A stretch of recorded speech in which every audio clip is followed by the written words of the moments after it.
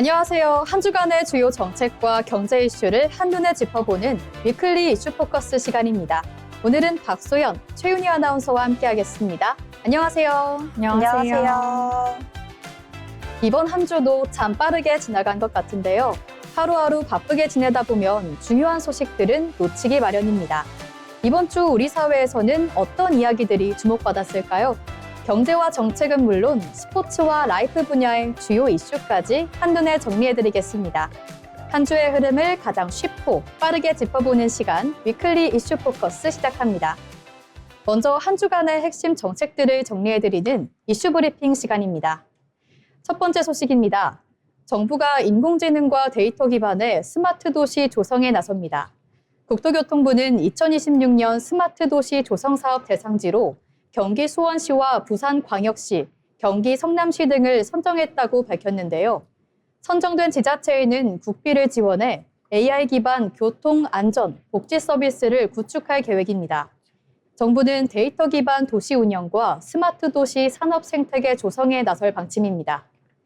다음 소식입니다. 정부가 첨단 산업 분야 실무형 인재 양성을 위해 속도를 내고 있습니다. 구윤철 부총리는 한양대학교 첨단산업 인재양성 부트캠프 현장을 방문했는데요.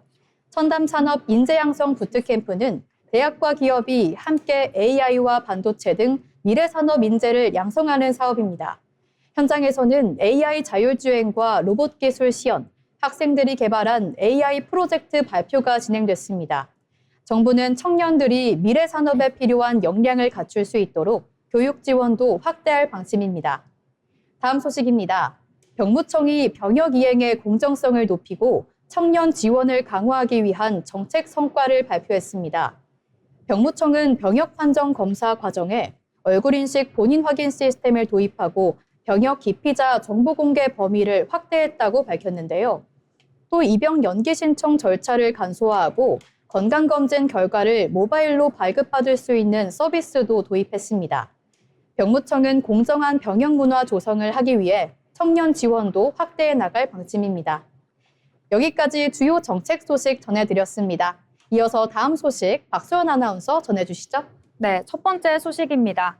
정부가 청년 고용 문제 해결을 최우선 과제로 삼고 관련 정책 추진에 속도를 내기로 했습니다. 구윤철 부총리 겸 재정경제부 장관은 비상경제본부 회의 겸 경제관계 장관회의에서 최근 고용 여건의 불확실성이 확대되고 있다고 진단했습니다. 특히 지난 5월 취업자 수가 감소로 전환된 점을 언급하며 청년 고용 개선에 정책 역량을 집중하겠다고 밝혔습니다. 정부는 앞서 발표한 청년 뉴딜 추진 방안의 핵심 과제를 속도감 있게 집행하고 추가 보완 과제도 적극 발굴할 계획입니다. 또 관계부처 협업을 통해 계층별, 업종별 고용 동향을 면밀히 분석하고 신속한 지원이 필요한 분야는 즉시 개선 방안을 마련한다는 방침입니다.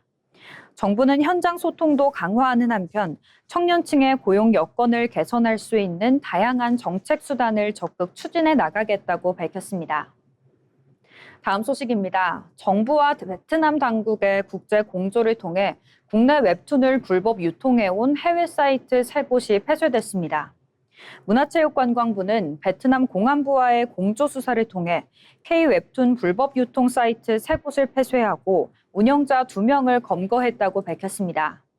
해당 사이트들은 국내 웹툰을 영어로 무단 번역해 전 세계 이용자들에게 배포하며 광고 수익을 얻어온 것으로 조사됐습니다.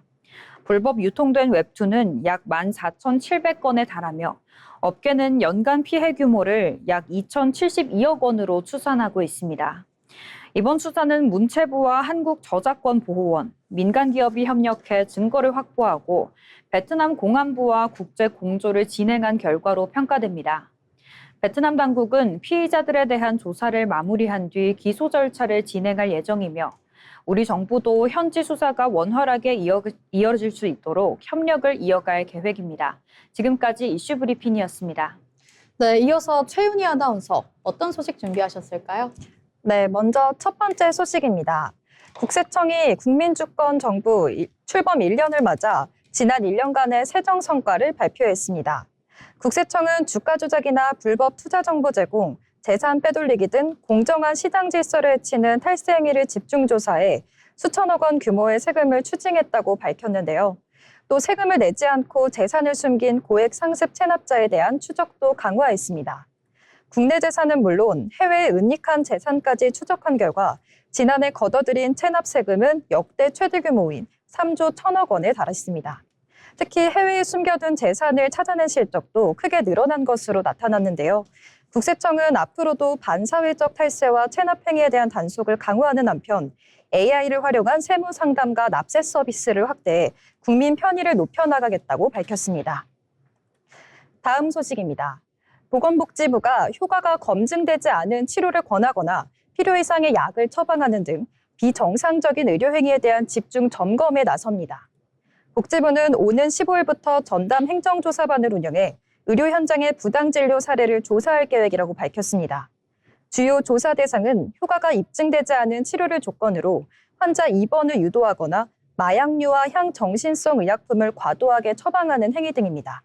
최근에는 환자에게 불필요한 약을 처방하거나 진료 기록을 허위로 작성해 보험금을 지급하는 사례 등이 사회적 문제로 지적된 바 있는데요.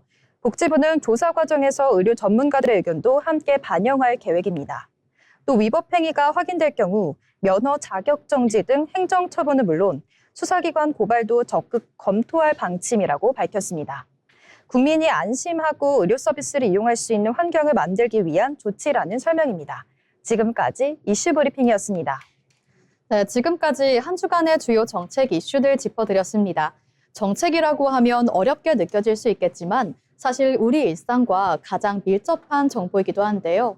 앞으로도 꼭 알아두시면 좋을 정책 소식 계속해서 전해드리겠습니다. 지금까지 이슈 브리핑이었습니다.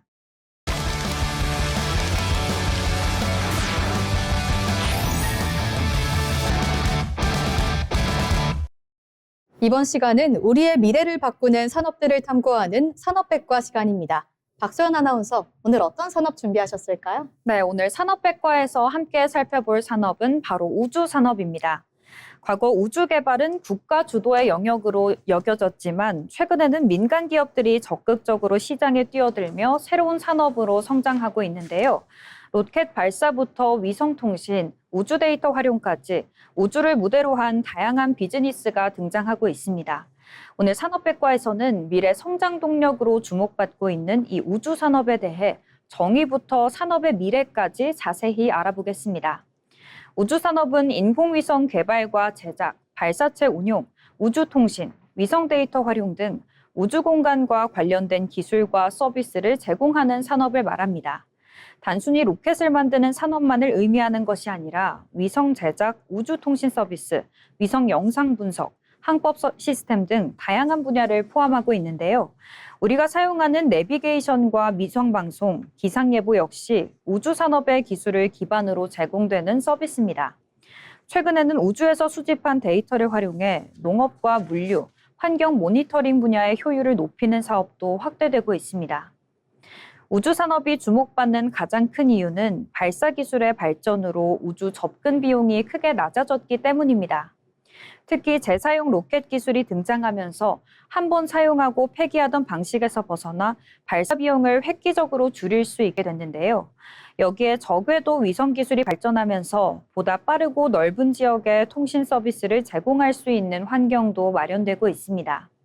과거에는 국가 차원의 프로젝트가 중심이었다면 이제는 민간 기업들도 수익성을 기대할 수 있는 산업으로 변화하고 있다는 점이 특징입니다.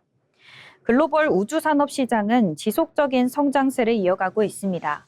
시장 조사 업체들은 향후 위성통신과 지구관측 서비스, 우주 데이터 산업을 중심으로 시장 규모가 꾸준히 확대될 것으로 전망하고 있는데요. 특히 인공지능과 결합한 위성 데이터 분석 서비스는 새로운 부가가치를 창출할 분야로 평가받고 있습니다. 우리나라도 우주항공청 출범 이후 발사체와 위성기술 개발을 지원하고 있으며 민간 기업의 참여를 확대해 산업 생태계 육성에 나서고 있습니다. 글로벌 시장에서는 스페이스X가 재사용 로켓과 위성 인터넷 서비스 사업을 확대하며 시장을 선도하고 있습니다. 또한 블루오리진과 로켓랩 등도 발사체 개발과 우주 서비스 분야에서 경쟁력을 키워가고 있는데요. 여기에 최근에는 위성통신과 데이터 서비스까지 사업 영역을 확장하는 움직임도 나타나고 있습니다. 국내에서도 발사체와 위성 제작, 위성 활용 서비스 분야의 기업들이 우주 산업 생태계에 참여하며 기술 경쟁력을 확보해 나가고 있습니다. 전문가들은 앞으로 우주 산업이 통신과 국방, 기후 관측뿐만 아니라 물류와 재난 대응 등 다양한 분야와 융합되며 성장할 것으로 전망하고 있습니다. 특히 소형 위성의 보급 확대와 우주 데이터 활용 증가는 새로운 산업과 서비스 창출로 이어질 가능성이 큰데요. 장기적으로는 우주 관광과 우주 자원 개발 등 새로운 시장에 대한 연구도 이어지고 있습니다. 다만 높은 개발 비용과 기술 확보, 국제 규범 마련 등은 여전히 해결해야 할 과제로 꼽히고 있습니다. 국가 중심의 우주 개발 시대를 넘어 민간 기업이 새로운 시장을 만들어가고 있는 우주 산업. 미래 경제의 새로운 성장 동력으로 주목받으며 산업 전반에 변화를 가져오고 있습니다. 지금까지 산업백과였습니다. 네, 미래 산업으로 주목받고 있는 이 우주 산업 함께 살펴봤습니다. 이어서 정확한 데이터로 트렌드를 짚어보는 데이터픽 시간입니다. 김채은 아나운서가 전해드립니다. 숫자로 트렌드를 짚어보는 데이터픽 시간입니다. 요즘 성수동이나 여의도, 홍대를 가다 보면 낯선 풍경 하나를 자주 볼 수 있습니다. 새 휴대폰이 출시된 것도 아닌데 긴 줄이 늘어서 있고 정식 매장이 아닌데도 수백 명이 입장을 기다립니다. 바로 팝업 스토어인데요. 불과 몇 년 전까지만 해도 신제품 홍보를 위한 일회성 행사 정도로만 여겨졌던 팝업 스토어가 이제는 소비 트렌드의 중심으로 떠오르고 있습니다. 오늘 데이터픽에서는 팝업 스토어 열풍의 진짜 의미를 숫자를 통해 살펴보겠습니다. 먼저 숫자부터 보겠습니다. 전국 팝업 스토어 운영 개수는 해마다 빠르게 늘고 있습니다. 지난해 상반기 운영되었던 팝업 스토어 수는 전년 대비 2배 이상 늘어난 데 이어 올해 상반기에도 증가세가 이어질 것으로 전망되는데요. 하루 평균으로 환산하면 전국에서 9개 가까운 팝업 스토어가 새롭게 문을 연 셈입니다. 이제 팝업 스토어는 일부 브랜드의 특별한 이벤트가 아니라 하나의 마케팅 산업으로 성장하고 있습니다. 그런데 흥미로운 점이 있습니다. 팝업 스토어는 늘어났지만 운영 기간은 오히려 짧아졌습니다. 상반기 기준 팝업 스토어 평균 운영 기간은 2024년 약 25일에서 지난해 약 18일로 줄어든 데 이어서 올해는 약 14일까지 감소할 것으로 전망됩니다. 3일 이하 초단기 팝업도 매년 증가하고 있습니다. 더 오래 보여주기보다 더 짧고 더 강하게 소비자의 관심을 끌겠다는 전략이 늘고 있다는 겁니다. 실제로 팝업 스토어는 이미 대중적인 소비 문화로 자리 잡고 있습니다. 조사에 따르면 전체 응답자의 80%가 팝업 스토어를 방문한 경험이 있다고 답했습니다. 방문 이유로는 지나는 길에 우연히 발걸음을 붙잡혔거나 구경하는 재미와 한정판 상품, 그리고 선호하는 브랜드의 특별한 전시를 경험하기 위해서라는 응답이 가장 많았습니다. 단순히 물건을 사는 공간을 넘어서 이제는 직접 즐기는 하나의 경험의 공간으로 인식되고 있는 겁니다. 그렇다면 왜 기업들은 이렇게 팝업 스토어에 집중하는 걸까요? 과거에는 TV 광고를 보고 제품을 구매했다면 지금 소비자들은 직접 경험한 브랜드를 기억하고 있습니다. 특히 SNS가 일상화되면서 소비자는 단순히 물건을 사는 데 그치는 것이 아니라 사진을 찍고 공유하면서 경험 자체를 콘텐츠로 소비하고 있습니다. 기업 입장에서는 한 번의 방문이 수백 번의 온라인 노출로 이어질 수 있다는 겁니다. 하지만 과열 경쟁에 대한 우려도 나오고 있습니다. 희소성과 한정판 전략이 소비 심리를 자극하면서 몇 시간씩 줄을 서는 오픈런 문화가 확산되고 있습니다. 또 건축 폐기물 등의 발생으로 환경 오염 문제도 이어지고 있다는 지적까지 존재하고 있습니다. 오늘도 어딘가에서는 새로운 팝업 스토어가 문을 열고 있습니다. 그리고 그 앞에는 또 다른 줄이 만들어지고 있습니다. 소비자의 관심을 끌고 머무르게 하는 것. 팝업 스토어 열풍은 지금 달라진 대한민국 소비 형태를 보여주는 하나의 단면인지도 모르겠습니다. 지금까지 데이터픽이었습니다. 팝업 스토어 열풍을 통해 달라진 소비 트렌드까지 짚어봤습니다.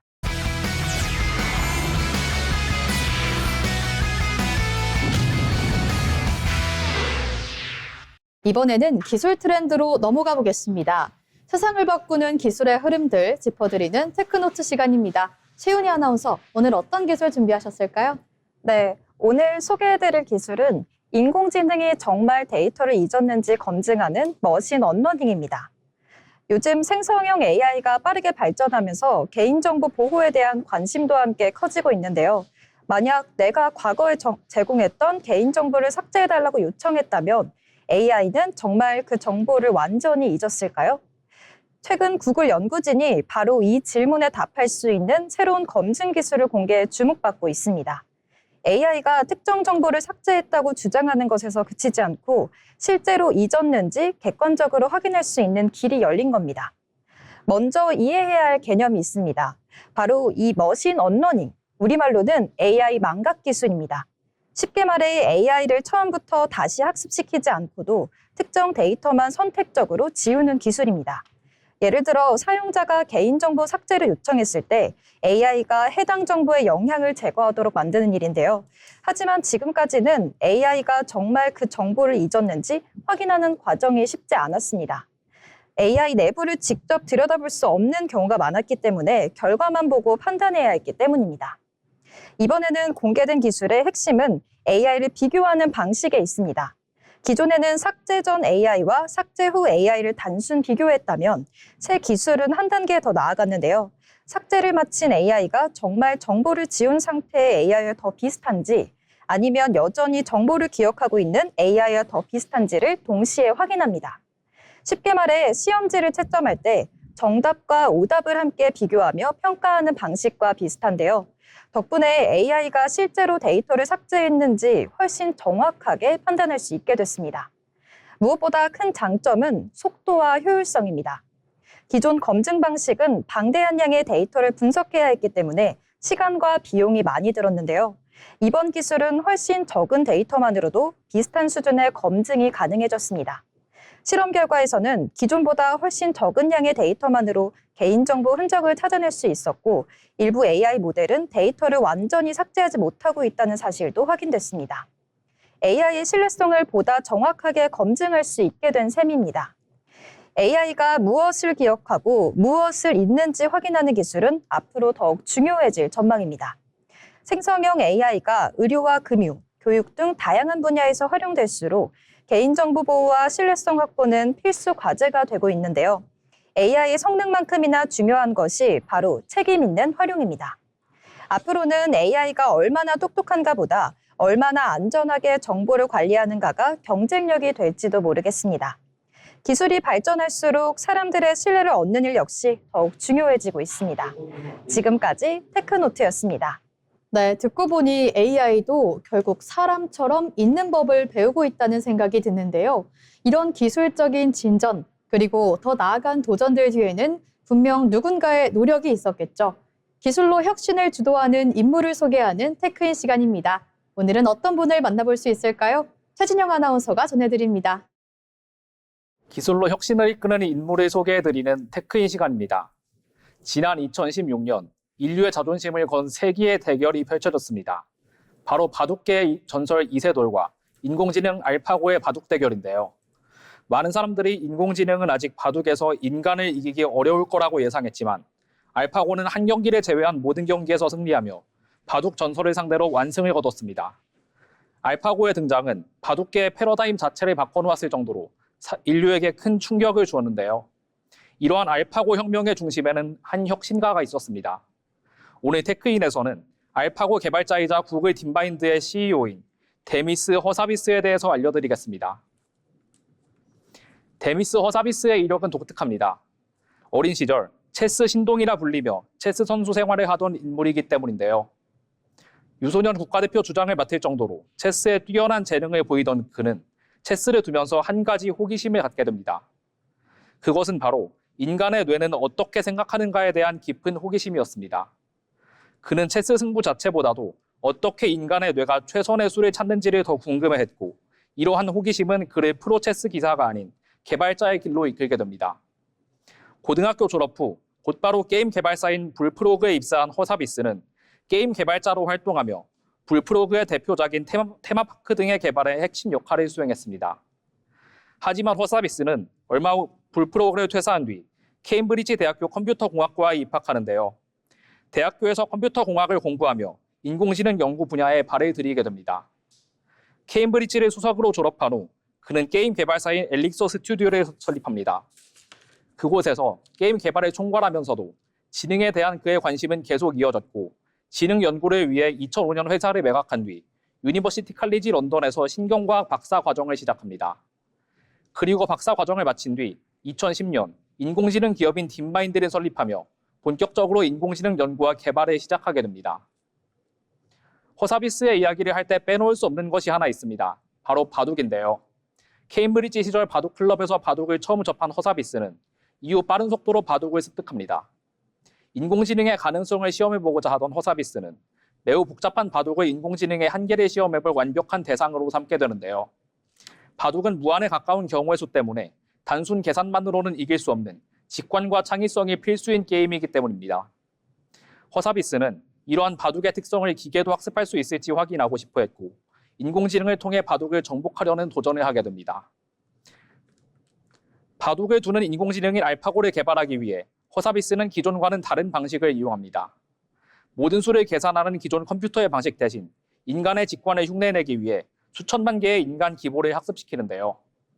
또한 인간의 기보를 학습시키는 데에 그치지 않고 알파고가 스스로와 수백만 번의 대국을 하는 강화 학습을 하게 함으로써 실력을 폭발적으로 기릅니다. 그 후 알파고는 프로 바둑기사인 판후이를 시작으로 바둑계의 전설 이세돌까지 이기며 바둑을 정복하는 데 성공합니다. 알파고의 성공 이후 허사비스는 생명과학 분야로도 인공지능의 활용 가능성을 확장시킵니다. 인공지능을 활용한 질병 치료의 가능성을 눈여겨본 그는 딥마인드의 연구진들과 알파폴드의 개발에 집중하는데요.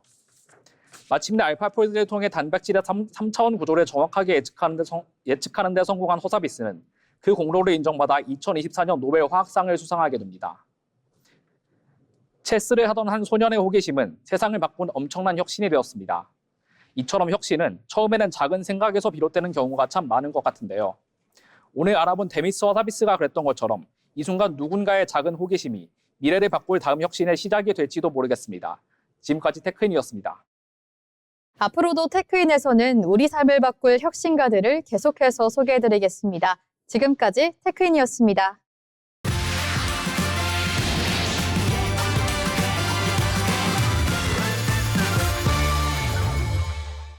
이어서 주식 초보와 함께 걷는 투자 길잡이 머니루트 시간입니다. 오늘도 주식과 경제 이야기 쉽고 간단하게 풀어드리려고 하는데요. 먼저 경제 뉴스 함께 살펴보겠습니다. 전기 사용량을 줄인 가정에 지급하는 주택용 에너지 캐시백 제도가 확대됩니다.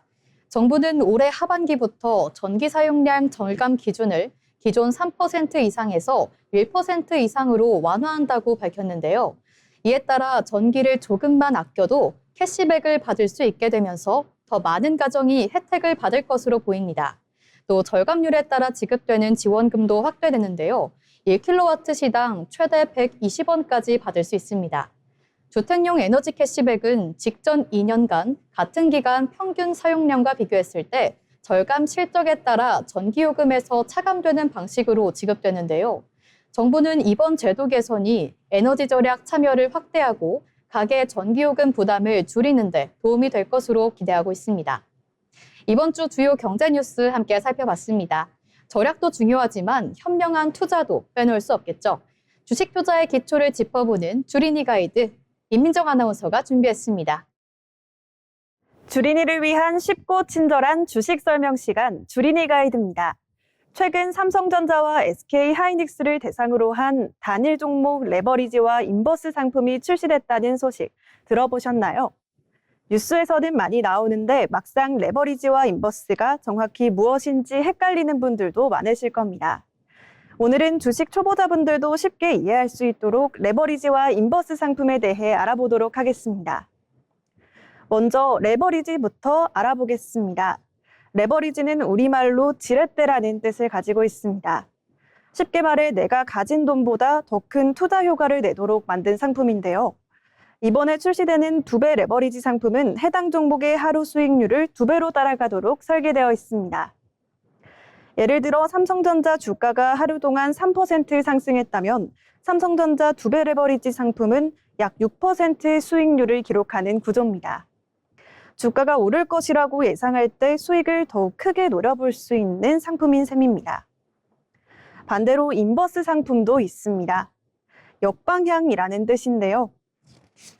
주가가 하락할 때 수익이 나는 구조입니다. 예를 들어 SK 하이닉스 주가가 하루 동안 4% 하락했다면 2배 인버스 상품은 반대로 약 8%의 수익을 기록하는 것입니다. 즉 주가 하락에 투자하는 상품이라고 이해하시면 되겠습니다. 그렇다면 이번 상품이 주목받는 이유는 무엇일까요? 바로 단일 종목에 투자할 수 있다는 것입니다. 기존에는 코스피 200이나 반도체 ETF처럼 여러 종목이 섞여 있는 지수를 대상으로 레버리지와 인버스 투자가 가능했는데요. 이제는 삼성전자 하나, SK 하이닉스 하나만 선택해서 상승과 하락에 투자할 수 있다는 장점이 있습니다. 하지만 높은 수익 가능성만큼 위험도 매우 크다는 사실을 반드시 기억해야겠습니다. 첫 번째 위험은 높은 변동성입니다. 우리나라 증시는 하루 최대 30%까지 오르거나 내릴 수 있는데요. 만약 해당 종목이 하루에 30% 상승하면 2배 레버리지는 60% 수익을 창출할 수 있습니다. 반대로 30% 하락한다면 하루 만에 60% 손실이 날 수 있다는 것입니다. 수익도 2배지만 위험도 2배 이상 커질 수 있습니다. 두 번째는 음의 복리 효과입니다. 이름은 어렵지만 개념은 간단합니다. 레버리지 상품은 장기 투자보다는 단기 투자에 적합한 상품인데요. 주가가 오르락내리락을 반복하며 제자리 걸음을 하더라도 레버리지 상품은 오히려 손실이 누적될 수 있습니다. 그래서 투자자들 사이에서는 횡보장에서 원금이 조금씩 녹아내리는 현상이라고 표현하기도 합니다. 한눈에 정리해 보겠습니다. 레버리지는 주가 상승에 투자하는 상품이고 인버스는 주가 하락에 투자하는 상품이었죠. 그리고 이번 상품은 삼성전자나 SK 하이닉스 같은 특정 종목 하나에 직접 투자할 수 있다는 특징을 가지고 있습니다. 다만 높은 수익을 기대하는 만큼 손실 위험도 매우 크기 때문에 투자 전 상품 구조를 충분히 이해하시는 것이 중요하겠습니다. 주식시장에는 높은 수익률만큼 높은 위험도 함께 따라온다는 점 꼭 기억하시기 바랍니다. 저희 주린이 가이드에서는 이렇게 투자에 필요한 기초 개념을 하나씩 설명해드리고 있습니다. 계속해서 저희와 함께 하시면서 올바른 투자 습관 차근차근 쌓아가시면 좋겠습니다. 지금까지 주린이 가이드였습니다.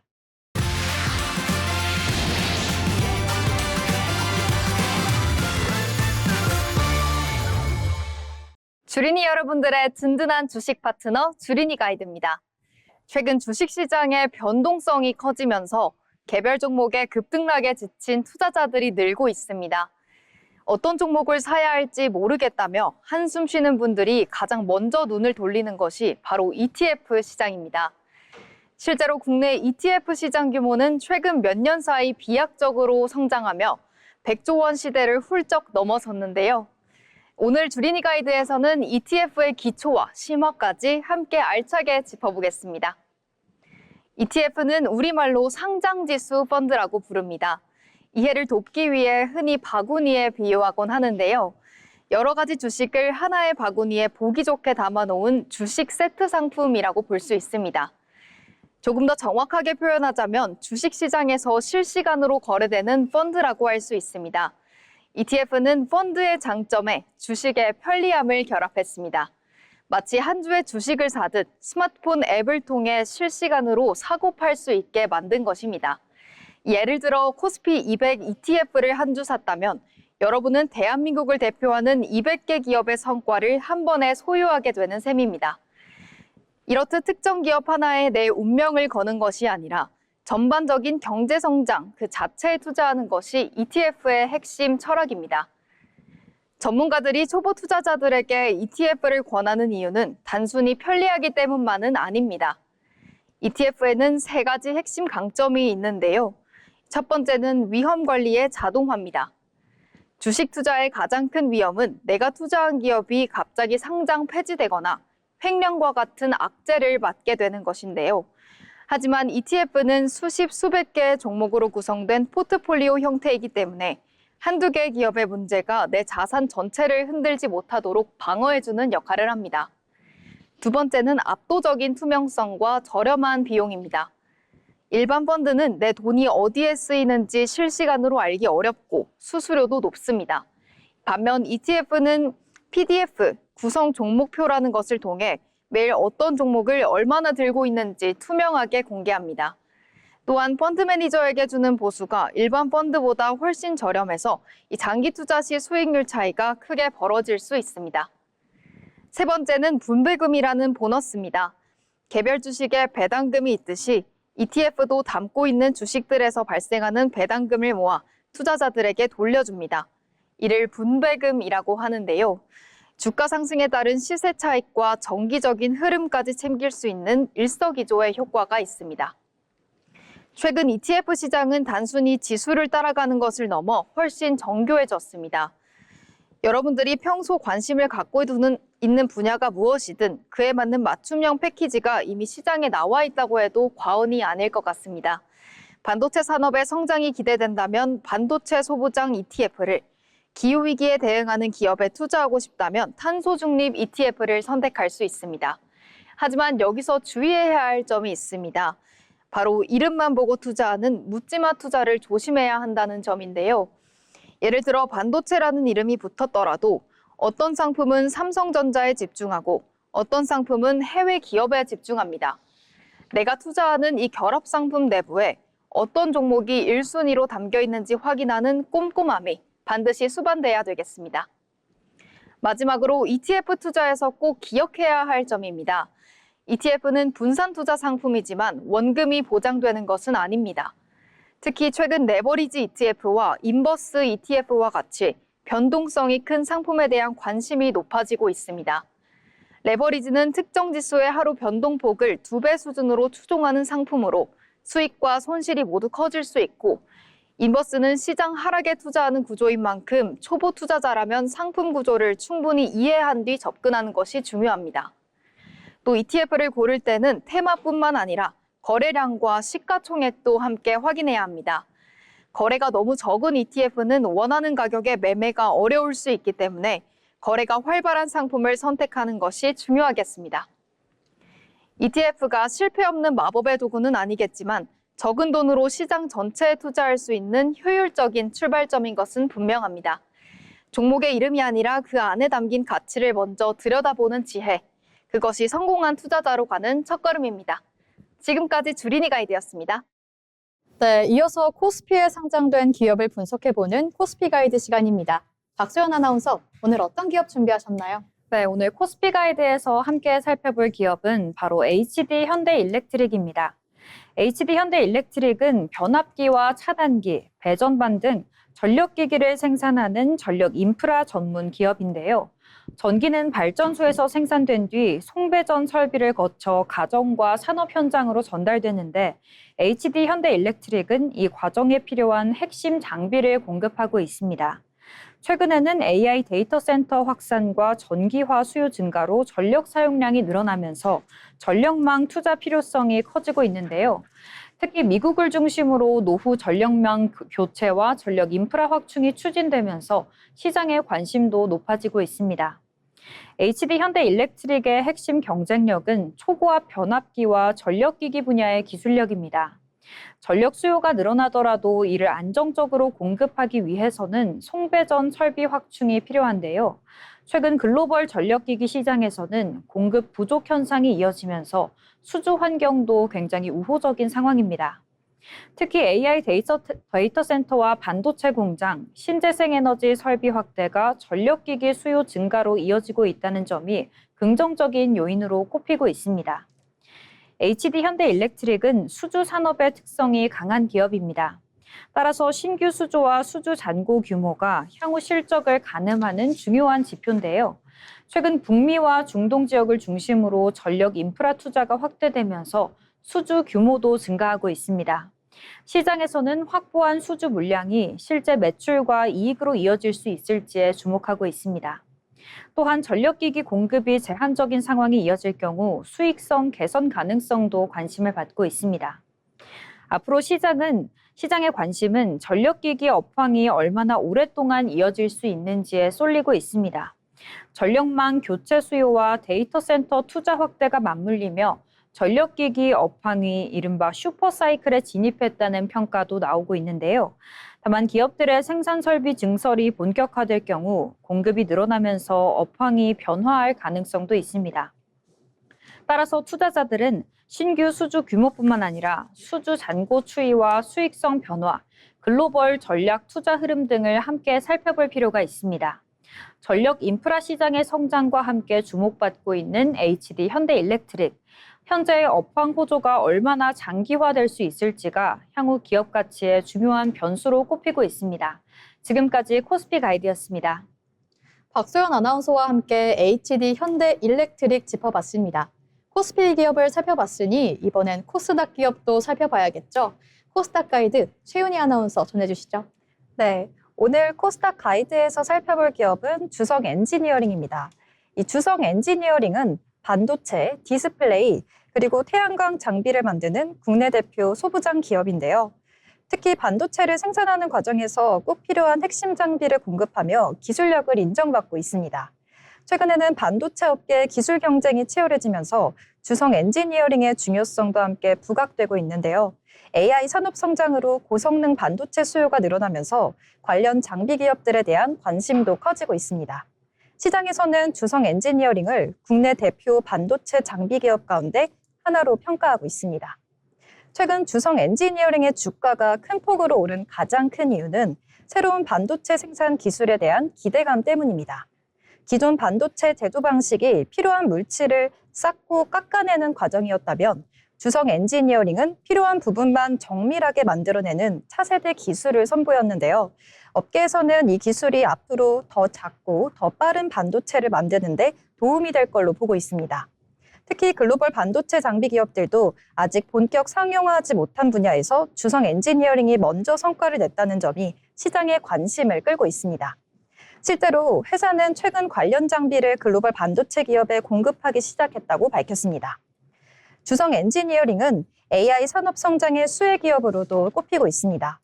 AI 서비스가 확대될수록 고성능 메모리 반도체 생산도 늘어나게 되는데요. 반도체 생산량이 늘어나면 자연스럽게 생산 장비에 대한 투자도 증가할 수밖에 없습니다. 시장에서는 AI 반도체 시장 확대가 주성 엔지니어링의 신규 수주와 실적 성장으로 이어질 가능성에 주목하고 있습니다. 또 주요 고객사인 SK 하이닉스의 생산 설비 확대 계획 역시 긍정적인 요인으로 평가받고 있습니다. 앞으로의 관전 포인트는 세 가지입니다. 첫 번째로는 차세대 반도체 장비가 실제 대규모 생산 현장에 얼마나 빠르게 적용될 수 있는가입니다. 두 번째로는 AI 반도체 시장 확대가 신규 수주 증가로 이어질 수 있을지입니다. 세 번째로는 반도체뿐만 아니라 태양광 장비 사업도 새로운 성장 동력으로 자리 잡을 수 있을지입니다. 반도체 기술 경쟁이 갈수록 치열해지는 가운데 주성 엔지니어링이 보유한 기술력이 실제 실적과 수주 확대로 이어질 수 있을지가 향후 기업 가치의 핵심 변수로 꼽히고 있습니다. 지금까지 코스닥 가이드였습니다. 네, 오늘도 다양한 투자 정보들 만나봤습니다. 이것으로 오늘의 머니루트를 마치겠습니다. 이어서 일상 속 유용한 정보를 전해드리는 라이프 플러스 시간입니다. 여름철을 맞아 꼭 필요한 정보라고 하는데요. 김하영 아나운서가 전해드립니다. 일상에 필요한 다양한 정보를 전해드리는 시간, 라이프 플러스 시간입니다. 날씨가 점점 더워지고 있습니다. 벌써부터 에어컨을 켜기 시작한 분들 많으시죠? 그런데 여름만 되면 빠지지 않고 등장하는 걱정이 하나 있습니다. 바로 전기요금입니다. 에어컨 조금 틀었는데 왜 이렇게 많이 나왔지? 한 번쯤은 이런 생각 해보셨을 텐데요. 오늘은 올여름 전기요금 부담을 줄일 수 있는 실생활 꿀팁들을 함께 알아보겠습니다. 먼저 가장 많이 하는 오해부터 짚어보겠습니다.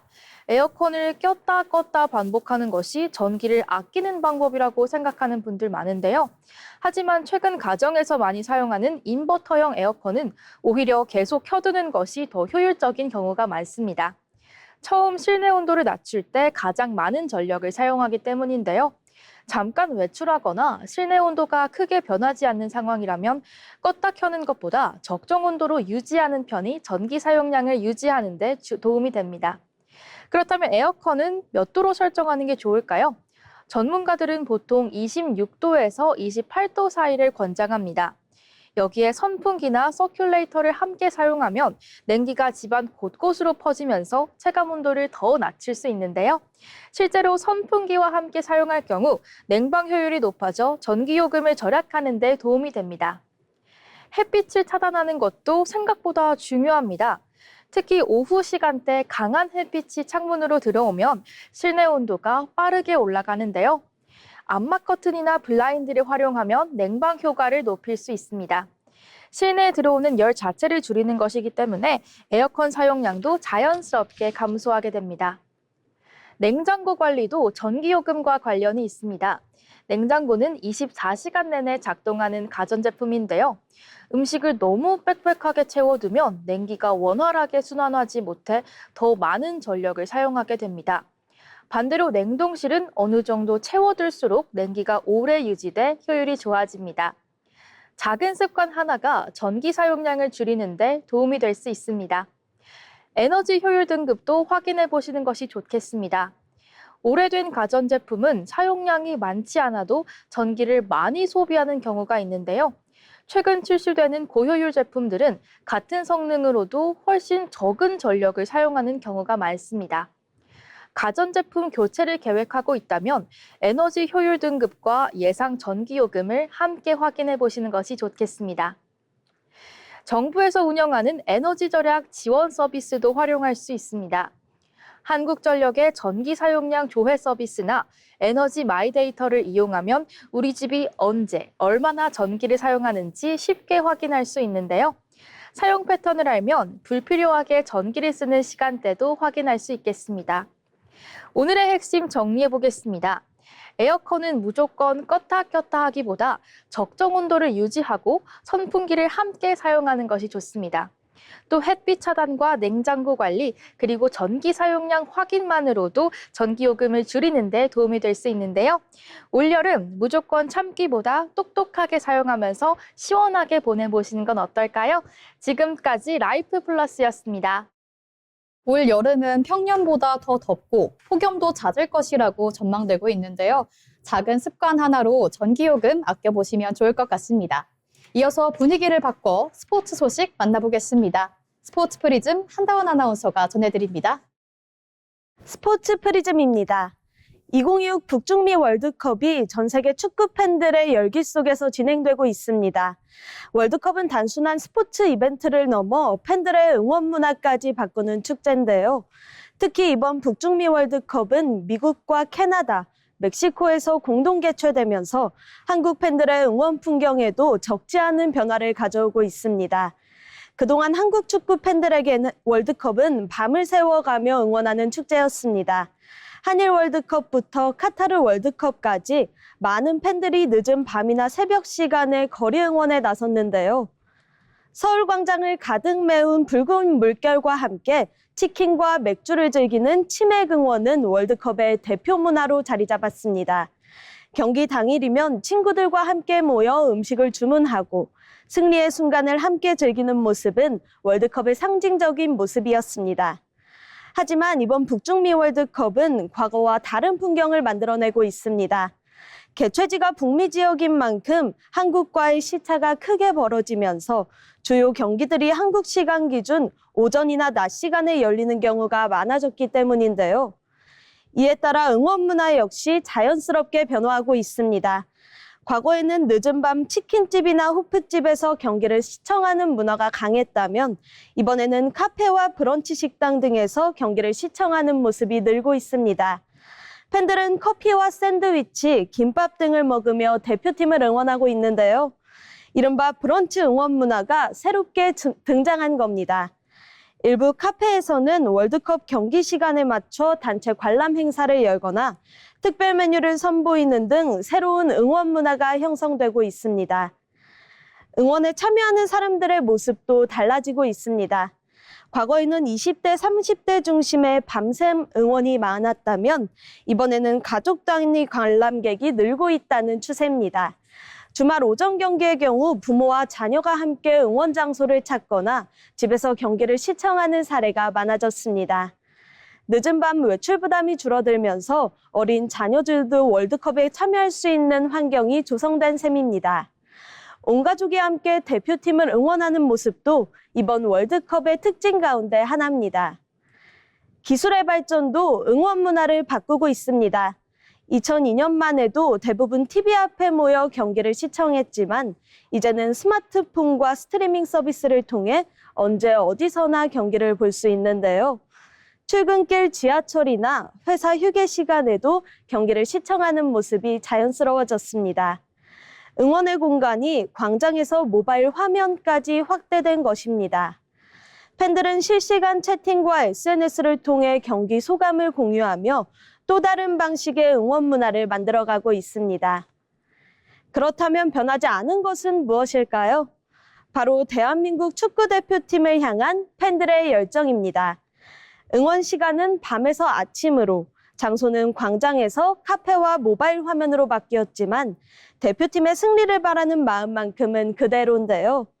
치맥 대신 커피를 들고 밤샘 대신 아침을 선택하게 됐지만 축구를 통해 하나가 되는 경험은 여전히 우리 곁에 남아 있습니다. 북중미 월드컵은 경기 결과뿐 아니라 한국 사회의 응원 문화가 어떻게 변화하고 있는지를 보여주는 또 다른 흥미로운 장면을 만들어가고 있습니다. 앞으로 남은 경기에서도 팬들은 각자의 자리에서 대표팀과 함께하며 월드컵의 열기를 이어갈 전망입니다. 지금까지 스포츠 프리즘이었습니다. 시대가 바뀌면서 응원하는 방식도 달라지고 있습니다. 하지만 함께 웃고 함께 환호하는 월드컵의 즐거움만큼은 변하지 않는 것 같습니다. 그럼 이렇게 오늘 마지막으로 오늘 준비한 내용 중 가장 인상 깊었던 내용들 두 아나운서와 함께 살펴보도록 하겠습니다. 먼저 소연 아나운서, 어떤 게 가장 인상 깊었을까요? 네, 저는 데이터픽 시간에서 다룬 팝업 스토어에 관한 내용이 가장 기억에 남는데요. 특히 팝업 스토어의 수는 늘어나고 있지만 운영 기간은 오히려 짧아지고 있다는 점이 흥미로웠습니다. 보통 인기가 많아지면 더 오래 운영할 것이라고 생각하기 쉬운데 실제로는 짧은 기간 동안 소비자의 관심을 집중시키는 전략이 효과적이라는 점이 흥미로웠습니다. 특히 과거에는 광고를 통해 브랜드를 알렸다면 이제는 소비자가 직접 경험하고 SNS를 통해 브랜드를 공유하는 방식으로 마케팅의 중심이 이동하고 있다는 점이 인상 깊었는데요. 제 생각에는 팝업 스토어 열풍은 단순한 유행이 아니라 소비 방식의 변화를 보여주는 현상이라고 생각합니다. 소비자들은 이제 물건 자체보다 경험과 스토리를 중요하게 여기고 기업들은 이런 소비 심리를 활용해 브랜드와의 접점을 만들고 있습니다. 다만 앞서 언급된 것처럼 과도한 오픈런 문화나 일회성 공간 조성에 따른 환경 문제는 또 함께 고민해야 될 부분이라고 생각합니다. 앞으로는 화제성뿐만 아니라 지속 가능성까지 고려한 팝업 스토어가 더욱 중요해질 것으로 보입니다. 네, 정말 이제는 물건을 사는 것보다 경험하고 또 공유하는 게 중요해진 시대 같습니다. 그러면 윤희 아나운서는 어떠셨나요? 네, 저는 마지막으로 북중미 월드컵에 대해서 말씀을 해주셨는데요.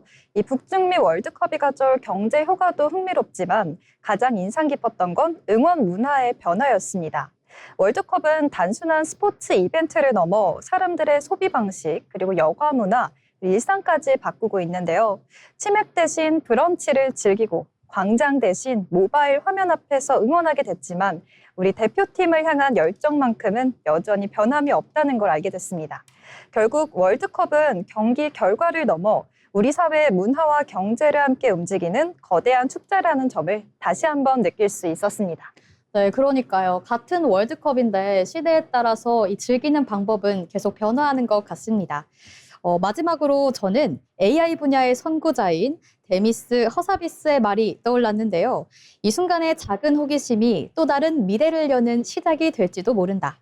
오늘 살펴본 이 우주 산업과 AI, 소비 트렌드와 스포츠 문화 역시 모두 작은 변화와 관심에서 시작된 게 아닐까 싶습니다. 오늘 저희가 준비한 내용은 여기서 마치겠습니다. 다음 주에도 꼭 필요한 정보와 이야기로 함께 찾아뵙도록 하겠습니다. 시청해주신 여러분 고맙습니다.